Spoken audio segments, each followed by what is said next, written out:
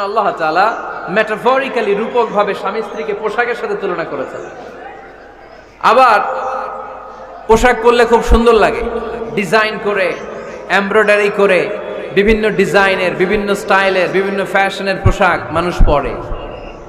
পোশাক পরলে মানুষের শ্রী বর্ধিত হয়, সৌন্দর্য বেড়ে যায়।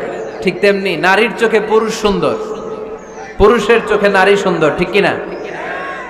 পোশাকের 3 নাম্বার কাজ হচ্ছে পোশাক মানুষকে কমফোর্ট দেয়, আরাম। এই যে শীতকালে আপনারা অনেকে ব্লেজার পরে আসছেন, অনেকের গলায় মাফলার, অনেকের গায়ে চাদর, আরাম লাগে না? কথা বলেন না কেন? লাগে।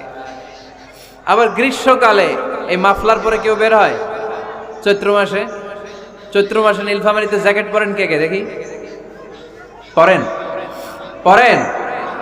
না। এর কারণ চৈত্র মাসে পাতলা কাপড় পরতে হয়, কটনের, সুতির কাপড়।